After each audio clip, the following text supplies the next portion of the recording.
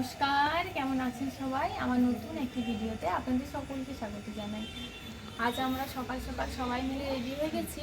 আমাদের এখানে একটি শিব মন্দির আছে, আর মা বোন এসছে, তো ওদের এই সামনে এফআরআইটা দেখিয়ে এনেছিলাম। আর ও না থাকলে তো তপ্তেশ্বর যেতে পারবো না। আর যেহেতু ওর অফিস ছুটি আছে, তাই ভাবলাম আজ একটু শিব মন্দিরটা থেকে ঘুরে আসি। তাই না, আমি মা বোন সকলেই রেডি হয়ে গেছি।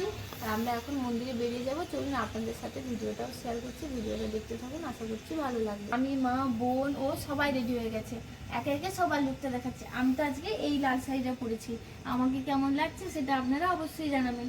মা এদিকে আসো, আমার মাকেও দেখো। আমার মা আজকে হলুদ শাড়ি পরছে, হলুদ আর লাল। আজকে সবাই বেশি লাল লাল, শুধু বোন একটু আনকমন করছে। এই যে আমার বোনের ফাইনাল লুক এটা। আমাদের সবাইকে কেমন লাগছে অবশ্যই জানাবেন। এই দেখুন, ও আজকেই লাল পাঞ্জাবিটা পরেছে, এইদিকে একবার দেখো। আমরা এখন সকলেই বাড়ি থেকে বেরিয়ে পড়েছি মন্দিরে যাওয়ার উদ্দেশ্যে। এই রাস্তাটা দিয়ে যেতে বেশ ভালো লাগে, বেশ নির্জন রাস্তা হয়, আর পাহাড় দেখতে দেখতে আপনি পৌঁছে যাবেন মন্দিরে। আর আমরা এই ভেতরের রাস্তাটাই নিয়েছি, কারণ এই দিক দিয়ে গেলে খুব তাড়াতাড়ি মন্দিরে পৌঁছে যেতে পারবো, এই কারণেই।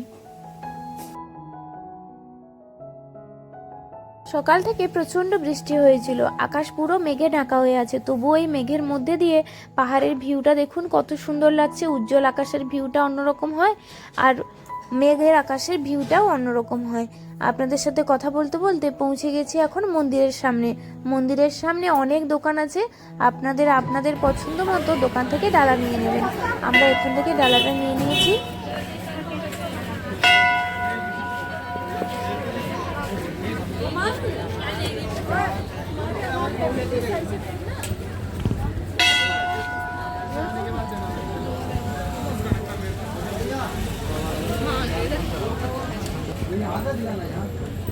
দেখো, আমরা পুজোর ডালা নিয়ে নিয়েছি। মা এটা কি কথা বলে?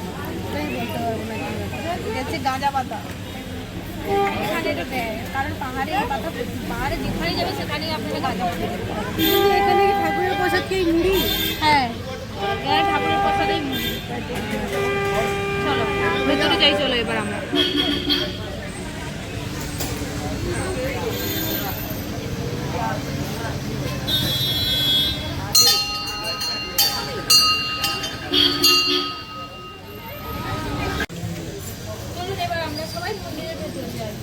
অনেকটা সিঁড়ি নেমে যেতে হবে।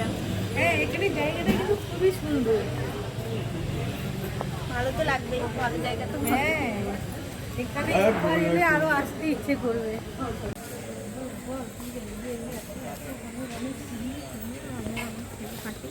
এইখানে শাড়ি পরে এলে না, এতগুলো সিঁড়ি, এটাতে কষ্ট হয়। যারা চুড়িদার পরে এসছে তাদের ক্ষেত্রে প্রচুর সুবিধা।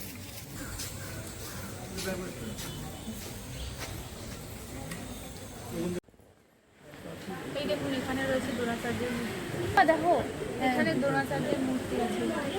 আচ্ছা, এই যে তপস্যায় বসেছিলেন নাকি?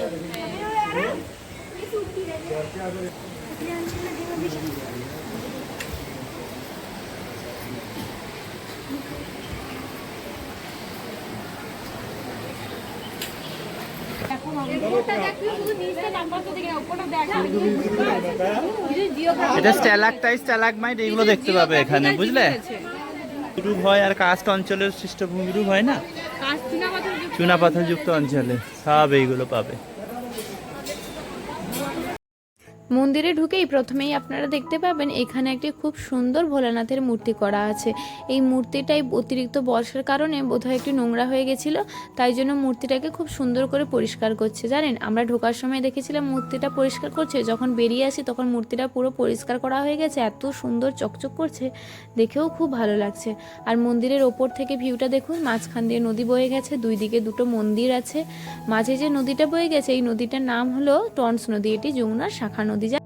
নদীর এই দিকে রয়েছে তপকেশ্বর মন্দির এবং ওই দিকে রয়েছে বৈষ্ণোদেবী মায়ের মন্দির। কিন্তু এই ভিডিওটা অতিরিক্ত বড় হয়ে যাওয়ার কারণে আমি শুধুমাত্র তপকেশ্বরের ভিডিওটাই আপনাদের সাথে শেয়ার করেছি। পরবর্তী ভিডিওতে আমি আপনাদের সাথে বৈষ্ণোদেবী মায়ের দর্শন করাবো। আর আপনারা যারা রেগুলার আমার ভিডিও দেখেন তারা তো জানেন খুব ভালোভাবেই যে আমি এর আগেও তপকেশ্বর মন্দিরের ভিডিও পোস্ট করেছি, আর সেই ভিডিওতে আমি তপকেশ্বর মন্দির তৈরির কাহিনীটা জানিয়েছি। আপনারা যদি চান তাহলে ডেসক্রিপশানে দেওয়া লিঙ্ক থেকে দেখে নিতে পারেন। মন্দিরে ঢুকে প্রথমেই আমরা ভৈরবজি দর্শন করলাম। ভৈরবজি দর্শন করার পর আমরা মূল মন্দিরের ভেতরে ঢুকবো।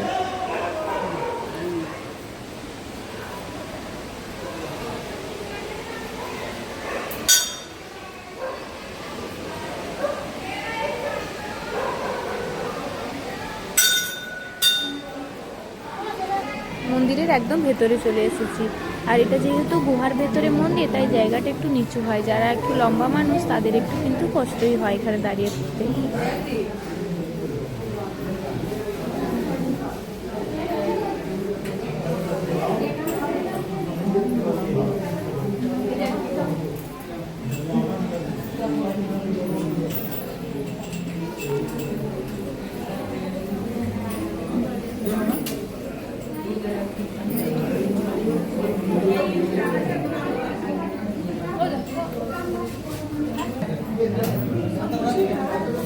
মন্দিরের ভেতরে এসে আপনাদেরকে সবার প্রথমে মূল শিবলিঙ্গের দর্শন করালাম। আপনারা সবাই ভগবানের কাছে নিজেদের মনস্কামনা জানাতে পারেন, ভগবান সকলের মনস্কামনা পূরণ করবেন। এখন আমি পুজো দিয়ে দিই, তারপর আপনাদের সাথে দেখা করব।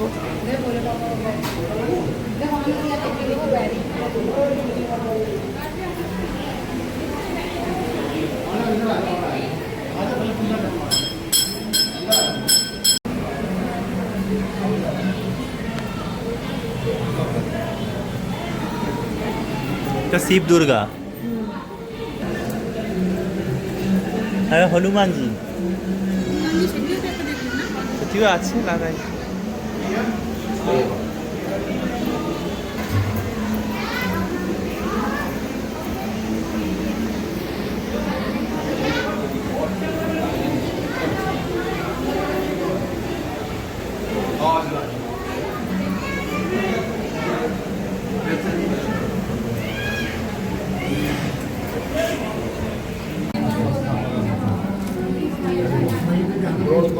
এটা শিবের লিঙ্গ, ন্যাচারালি হয়েছে আর কি, কেটেছে ওটাকে।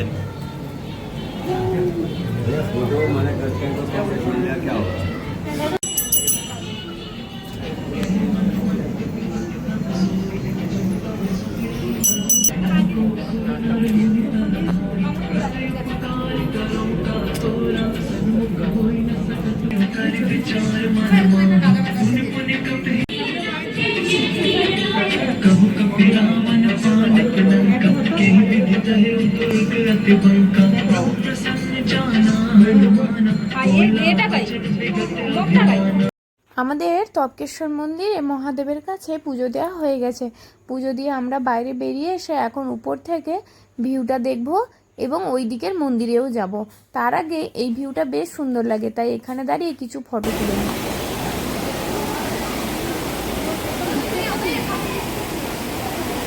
এখানে এসে খুবই ভালো লেগেছে।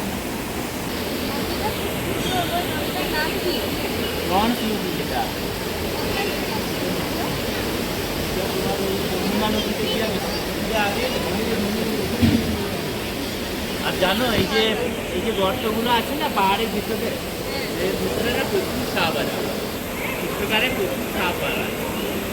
যখন জলটা শুকনো হয়ে যায় তখন এইখানে বেরোয়। ওই দেখো ওরা স্নান করছে, এরা লোকাল তো।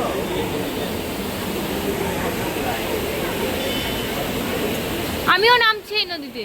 হ্যাঁ তুমি একবার দিয়েছিলে আমার তোমার চ্যানেলে আসছে না, জলটা পরিষ্কার ছিল।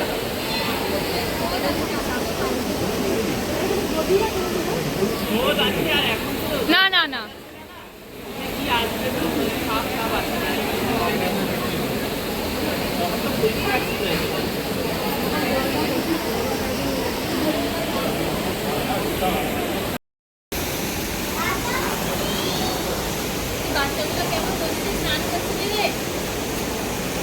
হ্যাঁ ছেলেগুলো সব মানে স্নানে ডুবে যাচ্ছে। আমরা এই নদীতে নামতেই ভয় পাচ্ছি, আর ওরা এই নদীতে হ্যাঁ ঠিক আছে, চলো পরের দিকে দেখি। চলো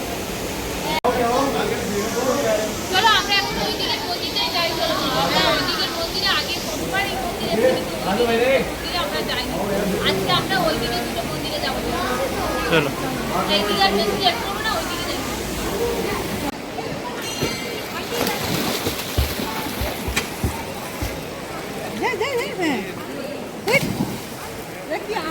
করছে। এটা খুব ভালো লাগছে এই নদীতে স্নান করতে।